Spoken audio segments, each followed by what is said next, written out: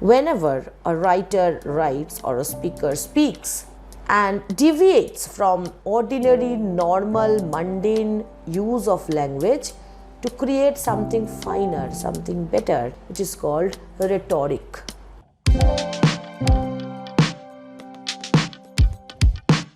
Hello and welcome back to NibblePop. I have been getting multiple requests from so many of you to make a video series on rhetoric and figures of speech, and I thought that okay, let me give it a try.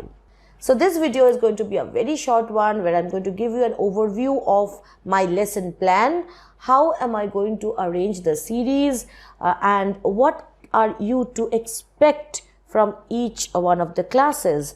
We will also talk a little bit about what rhetoric means and what figures of speech mean. So if you watch this video, you will understand which figures of speech we are going to take up for the next few videos of this series. So don't skip any part of this video. As I have told you, this is going to be a very short video. So just stay till the end.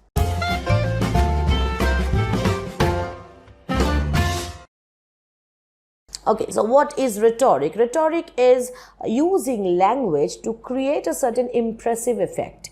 When you listen to people, you'll notice that some people have a better flair of speaking. Some people know how to convince others, how to use people's attention, focus, and they know the right expressions. All right, and some people are dull and boring and don't want to listen to them for long.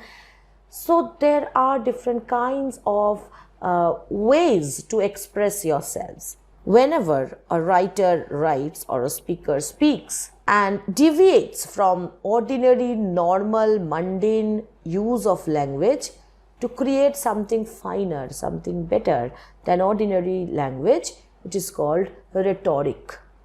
Okay, and figures of speech are, you can say, like units of rhetoric. Just like cells are units of our body, figures of speech are the, you can say, tools and weapons of rhetoric.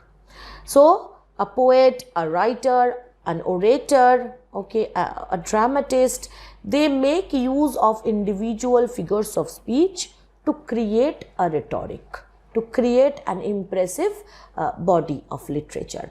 Alright, so what we are going to do is, first we are going to understand what are the two basic ways in which poets or writers or speakers, they use figures of speech. Either they use it as something very organic to the meaning of whatever they are writing, where the figures of speech, they are integrated within the meaning of the text. And sometimes they use figures of speech more like decoration, in a more superficial way, dealing with the structure of the sentences, of the lines. Although people classify figures of speech in a number of ways, what I prefer to do is I classify them as two types. One is the category of tropes and one is the category of schemes. What are tropes? You can say tropes play with literal meaning of words, or to layer one meaning onto another. Okay, so instead of saying something in a flat way, if you use words and expressions to create an additional layer of meaning to it, then it is called a trope. You can have tropes through comparison, through association, through wordplay. And mostly we can classify it into four broad categories. First are those figures of speech which are based on similarity and association. We have simile, metaphor, metonymy, synecdoche. These are the figures of speech which are based on association, comparison and similarity, resemblance. Then you have the ones which are based on contrast, difference. One is oxymoron, then you have irony, you have paradox. Then we have some which are based on wordplay, such as hyperlage. Alright, We will come to how this is happening when we will deal with these individually. Then we have hyperbole and periphrasis, which are more based on imagination. All right. When we come to schemes, they are more structural, mechanical, arrangement of words, repetition of words, sounds, structures, syntax, grammar. These are things which do not interfere with the meaning of the poem so much as with the structure of the poem. And if you classify them, you can have repetition.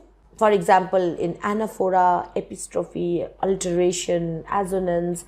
You can have omission, such as asyndeton, or you can have things like hyperbaton, where word orders are changed. Okay, so these are different kinds of schemes you can have. So what we are planning is we are going to give you 6 lessons, and in these 6 classes, very short classes, you will have a set of figures of speech which we will take up individually. We will practice together. I'll give you examples. I will explain them to you, so that instead of just covering the whole thing at one go for a 2-hour long period class, I would rather take it up in small short classes which you can understand and assimilate. So in our first lesson, we have these schemes, you can say. You can see that on the screen. I'm just giving you an overview here. So lesson plan of set 1 will deal with these figures of speech. In lesson 2 with hyperbaton, antithesis, apostrophe, polyptoton. In third, we will have climax, anticlimax, zeugma and chiasmus. So these 3 lessons will be exclusively on schemes, structural aspect, structural figures of speech. And then we will move on to tropes. So with tropes, or the 4th lesson, we will have simile, metaphor, onomatopoeia and oxymoron. Then we will move on to difficult ones such as hyperlage, personification, metonymy and synecdoche. And then things like irony, periphrasis, hyperbole, rhetorical question, etc. So this is our tentative lesson plan. We'll try to stick to it. If you think that you want any other term other than the ones mentioned here already, then keep commenting in these videos, so that we can modify the final video, or we can bring up a 7th lesson with all those added figures of speech from your suggestions.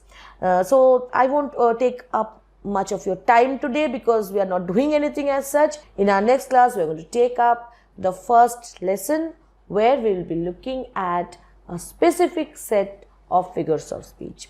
Okay, so till our next video, which is going to come up very, very shortly. So stay tuned, stay connected and stay subscribed. This is Monami Mukherjee signing off. See you all very soon. Bye-bye.